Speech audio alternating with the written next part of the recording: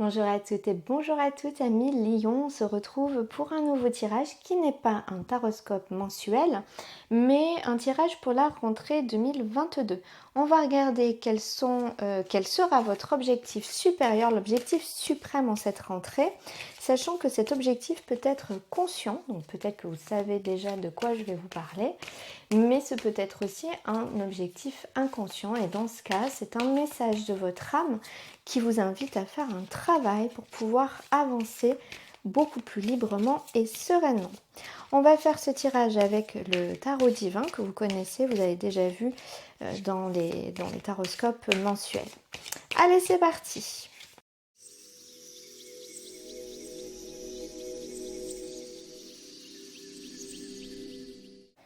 Alors si nous regardons votre jeu dans sa globalité, vous avez seulement deux arcanes majeurs, le chariot et la lune. Vous avez deux deniers, le côté matériel ou quelque chose qui vous tient vraiment à cœur. Vous avez trois bâtons par contre, énergie créatrice, une coupe et une seule épée. Donc très peu d'émotionnel et très peu de mental.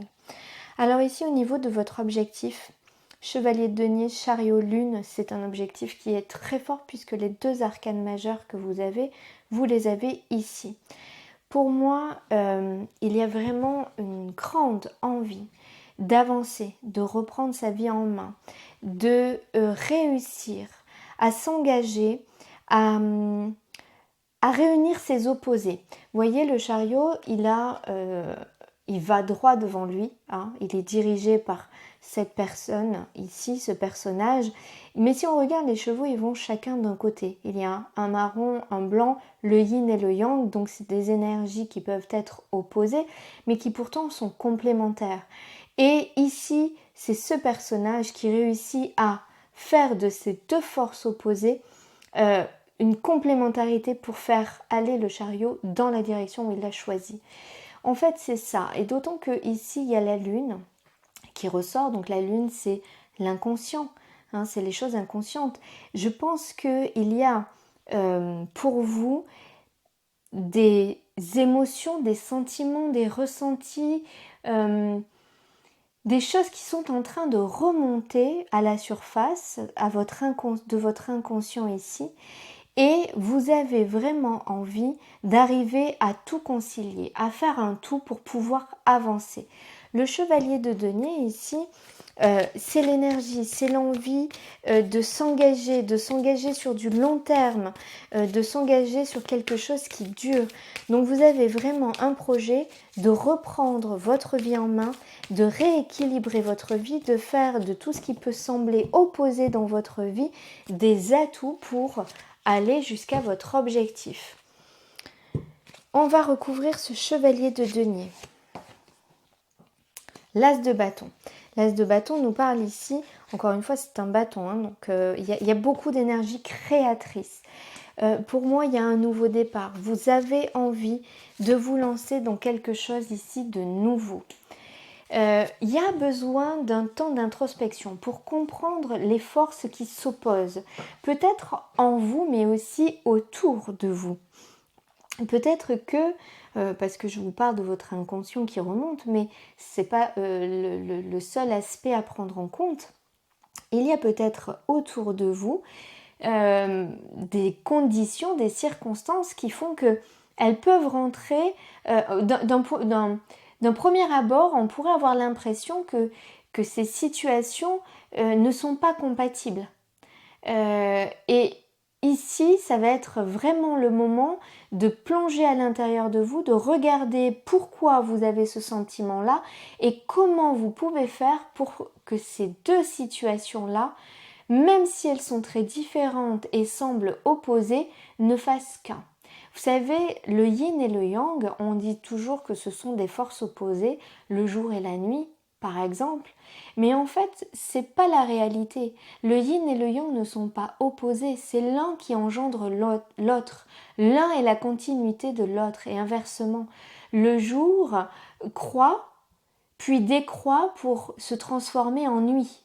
La nuit, à son tour, croît, puis décroît pour se transformer en jour. Et c'est un cycle. L'un est interdépendant de l'autre et l'un engendre l'autre.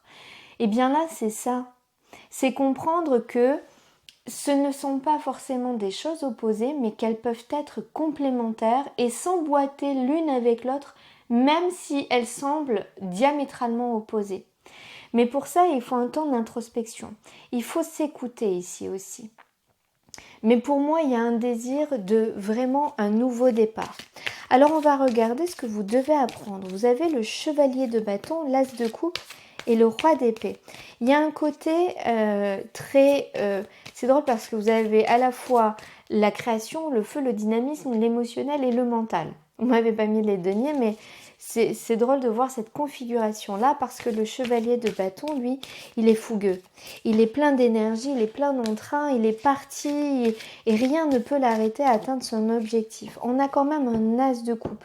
Donc il y a un nouveau départ ici. Il est encore question de nouvelles énergies, de nouveaux départs. Et pour autant, ce roi d'épée nous demande d'être très pragmatique, très logique, de faire les choses dans un certain ordre. Pour moi ici, ce que vous avez à apprendre, c'est d'accepter déjà de redémarrer quelque chose, d'aller vers un nouveau départ, de vous laisser porter par ces émotions qui vous envahissent et qui vous amènent à un renouveau. Le chevalier de bâton, il peut être un peu excessif parfois. Le chevalier, ça correspond plutôt à l'énergie d'un adolescent fougueux, plein de vie, mais parfois qui ne mesure pas l'impact, la mesure, qui ne mesure pas, oui, l'impact que ça peut avoir, ces actions que peuvent avoir ces décisions. Donc parfois il y a un besoin de se canaliser. Le roi d'épée vous amène justement cette froideur, cette rigueur. Donc il y a un côté où on est très feu et où on peut déborder, un côté où on est trop froid, trop pragmatique, et au milieu il y a l'émotionnel. Donc c'est comme s'il y avait besoin ici d'allier tous ces côtés pour trouver un certain équilibre. On a le fou qui termine un cycle. Donc pour moi, effectivement, il y a de nouvelles énergies. On met le 10 d'épée, 10, on termine un cycle aussi. Et la tempérance qui ramène de la fluidité et un équilibre. C'est ce que je vous disais. Pour moi, ici, il y a vraiment un équilibre à trouver entre ce que vous avez envie de faire, votre côté parfois un peu trop tranchant, un peu trop rigide, et puis l'envie de démarrer des choses. C'est comme si là, vous aviez besoin de laisser derrière vous une façon que vous avez de vous auto-saboter. Le 10 d'épée, ça peut être ça peut être des croyances, des pensées limitantes qui font que, avant même de vous lancer quelque chose, vous êtes déjà saboté.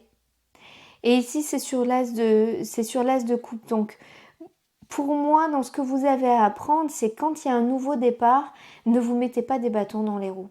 Ok, il y a peut-être des choses qui semblent ne pas pouvoir aller ensemble. Et pourtant, je pense qu'elles sont complémentaires. Faites-vous confiance. Allez de l'avant en confiance. Le mat, le fou dans le Rider Smith, c'est celui qui termine un cycle et qui est prêt à s'engager vers une nouvelle aventure. Il n'est pas encore incarné, c'est pas le magicien, mais lui il tourne le dos au passé et il se dirige vers ce magicien. Il va aller s'incarner vers ce nouveau départ. Mais pour l'instant, il ne sait pas. Il quitte un état pour aller vers un autre, mais pour l'instant, il est dans l'entre-deux. Et il ne sait pas où il va. Il sait ce qu'il quitte. Il ne récupère de ce qu'il quitte que le nécessaire, que ce qui va lui permettre d'avancer, mais il ne s'encombre pas du reste. Et il avance en confiance.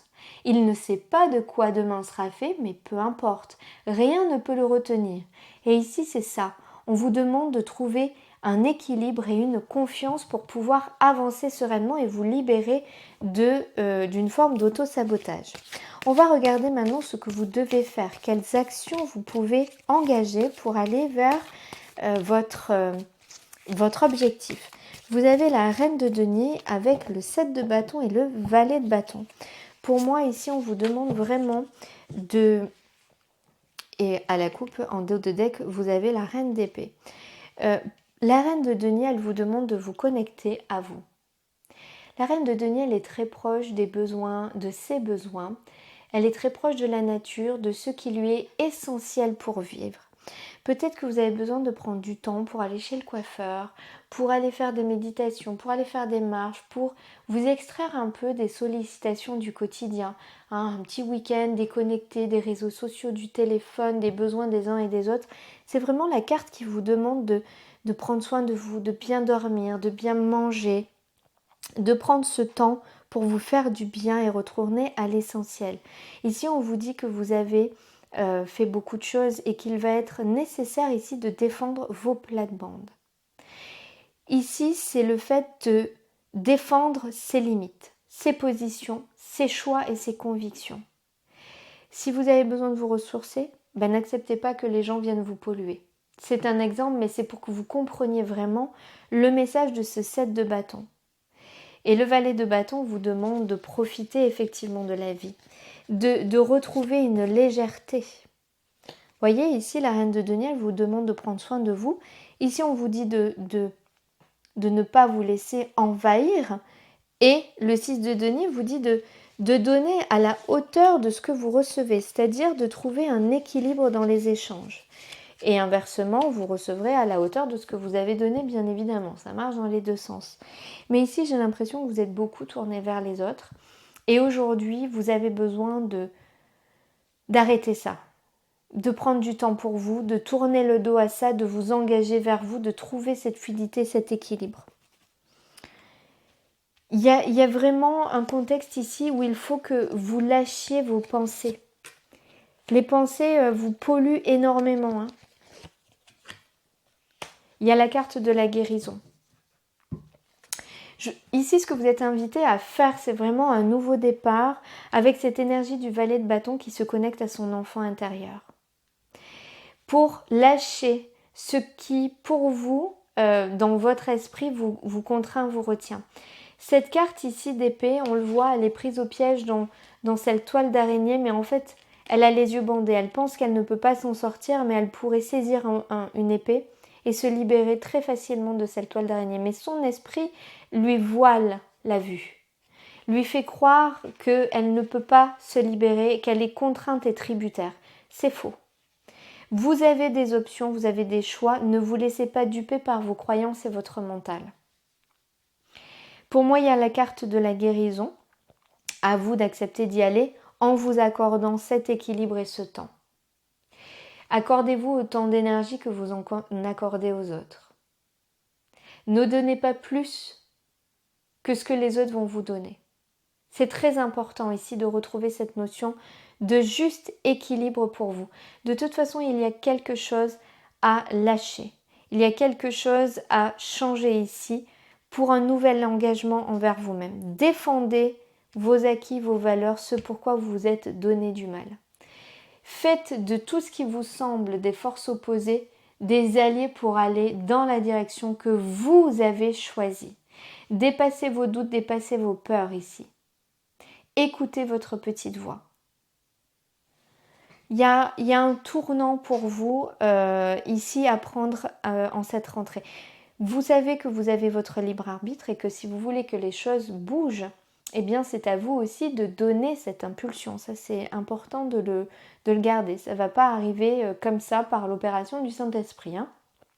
C'est à vous aussi d'amorcer les démarches, mais en tout cas, les énergies, les circonstances qui vont s'offrir à vous dans les prochains jours, les prochaines semaines, iront dans ce sens-là. Alors à vous de saisir ces opportunités pour avancer vers votre objectif.